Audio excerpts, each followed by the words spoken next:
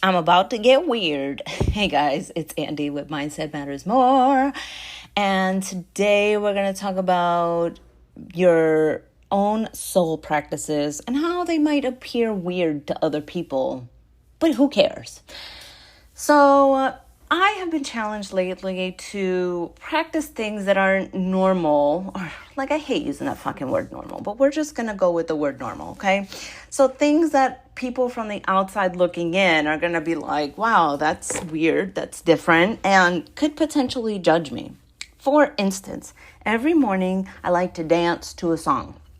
And the reason that I like to dance is because I like to move that energy, and it provides a lot of benefits. Like by the end of the song, I'm happy, I'm smiling, and I just love to dance, right? But this morning, my husband didn't go to work, and so he's just sitting in the living room playing the Xbox, and I'm sitting here thinking, it's my dance time. Like, what are you doing here? Like, you need to leave. I'm not going to dance in front of you. And then I had the thought, like, when did I become this person that was like scared to do things in front of my husband? Like, when did I get scared to express myself in front of other people, period? And so I told my husband, listen, I'm putting on my weird and I put on my earbuds and I just danced for the next 5 minutes. And you know what he said to me? Nothing. Absolutely nothing. I was just blowing it up in my head for no reason. Because the reality is that nobody's really going to care. Even if my husband did say, oh my God, that was weird. Like 2 seconds later, he's got his own shit to be thinking about. He's got his own life that he needs to attend. And so what does that really matter to my life? Nothing. Absolutely nothing. And so I sat there and I danced, and like at first it was awkward. At first it was like, oh, he's there, he's watching me, and then I just started moving and I just went for it. Man, I was doing like the craziest moves that I haven't done in a while. And I was just like, fuck it. If he's gonna see my weird, let him see my weird. And then I was thinking about, this other time my husband and I, we had gone to a restaurant, and I had seen somebody that I was sure that I had gone to college with him, and he just happened to sit next to us. And after I finished eating, I tell my husband, listen, I'm going to be weird for a second. And he's like, what do you mean? And I turned to the person next to me and I was like, hey, did we go to college together? Turns out we did. And there was like a whole story there. But, I just feel like sometimes we got to let out our weird.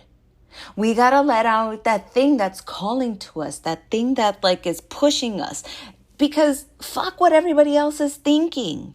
Who cares what other people are feeling and like judging you for? For me, I got to make a connection with the person I went to college with again and say, hey, how you doing? What's up? And just catch up with an old friend. Today, I got to dance and move the energy and just be free for 5 minutes with my body. And I would have missed those two very unique things if I hadn't just been like, you know what, fuck it, I'm going to be weird. I don't care. I'm going to do this because this is for me. This is for my soul. Not to keep you thinking that I'm normal. Not to keep you thinking that I behave in a certain way. I want you to see who I am. I want you to see the real shining light that is me, that yearns for connection with old friends, that yearns to move her body and does so because that's what I do. That's what I live. And so my question to you is this: what are you not doing because you think people are going to think you're weird? What random acts of kindness are you stopping yourself from doing because you're like, oh, like that's not my place. I shouldn't do that. I also watched this video about when people aren't in grief, to not say these words. Let me know if you need something. Because that puts the onus on people to ask you for things. And that's like the worst place. Like, I really don't want to be that person that is like, yeah, let me know if you need anything. Like, generally when I say that, I mean it. Like, no, seriously, call on me, use me. Like, I'm here to help. But that what I'm realizing is that is like putting this like mental challenge on other people to be like the manager. And when they're in time of grief, when they're like helpless, when they're frustrated, they don't want to have that mental issue either. I don't know how I got on this topic, but I guess that's the way that we're going.